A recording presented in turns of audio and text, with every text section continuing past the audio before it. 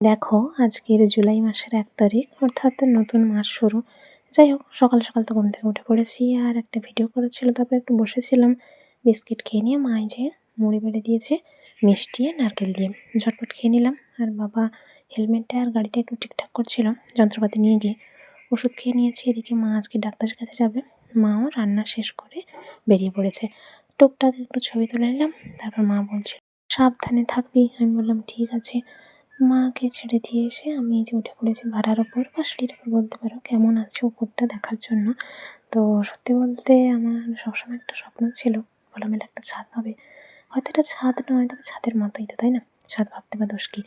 যাকে নেমে চলে এসে টুকটাক ছবি তুলছি, দেখছি এদিক ওদিক দিয়ে এসে যাচ্ছে, হাঁ করে দেখছি। তারপর একটা ভিডিও করে নিয়ে বাইরে থেকে ঘুরে আসলাম। তো দেখছি বাবার গাড়িতে এখানে নেই, আরও কয়েকজন কথা বলছে, তাদের গাছ থেকে নারকেল পাড়া হচ্ছে, গাছ ছাড়ানো হচ্ছে। বাবা ফোন করছিল, বাবার সাথে কথা বলে নিলাম। এদিকে মাঝে বৃষ্টিও বেশ এসছে, আমি সেই ফাঁকে টুক করে স্নান করে নিয়েছি। বৃষ্টিটা এখন একটু কমে এসছে। এক জায়গায় অনেক পুরোনো পেরেক রাখা ছিল, সেগুলো ঘরে রাখলাম পরিষ্কার জায়গায়। আর এদিক ওদিক খালি লুইচুই হচ্ছে, জানো তো, মানে এই চুরি করার ধান্দায় মানুষ এরকম করে সেরকম করছে, সেটাই দেখছিলাম আর কি, ওদের কাণ্ড কারখানা।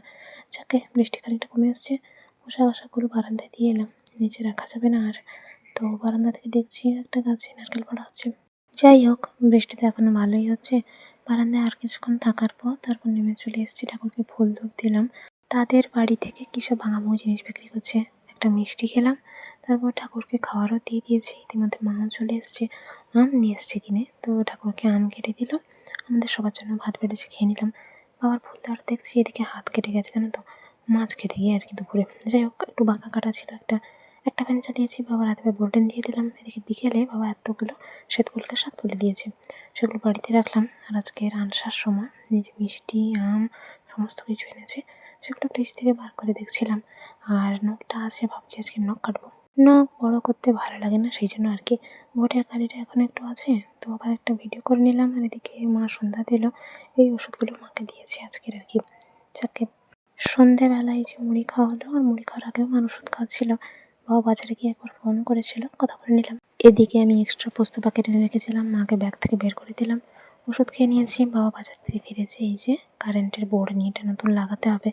যাই হোক, রাতের খাওয়া দাওয়া তো মোটামুটি হয়ে গেছে। ভাত আজকের একটু বসে গেছিলো, আসলে মা ঘুমিয়ে গেছিলো, আমারও খেয়াল ছিল না। রাতে আবার বৃষ্টি এসছে বলে বাবা উঠে পলিথিনগুলো সব ঠিকঠাক করে দিল। আমি আলো দেখাচ্ছিলাম। এদিকে হাতটাও বেশ ব্যথা করছে, আঙুলে কেটে গেছে এমনভাবে। যাকে মোটামুটি সব ঠিকঠাক আছে এখন। হঠাৎ দেখি এরকম রাত্রিবেলা অন্য নাম্বার থেকে কল এসছে, কে কল করেছে কে জানে। যাই হোক, ধূপ একটু ভালো ছিল বলে সেটা জ্বালিয়ে দিয়েছিলাম। পরে ফুল তো এখন ফুটবে না, বাদ দাও, দেরি আছে সকাল হতে। আর বরুলের বাবার হাতে পায়ে দিয়ে দিয়েছি, নিজের আঙুলে নিতে মনে নেই। একটা ফ্যানই চলছে, চলুক আপাতত। মা বলছে তাড়াতাড়ি শুবি আয়। এদিকে বৃষ্টি আরও বেড়েছে। নিজের একটু ছবি তুলছি ঢং করে, এক পাশে পর্দা সরিয়েছি, আরেক পাশে সরাইনি। যাকে আলোটা জ্বেলে রেখেছি, সব জিনিস চার্জ দেওয়া আছে, ঘুমিয়ে যাই। টাটা।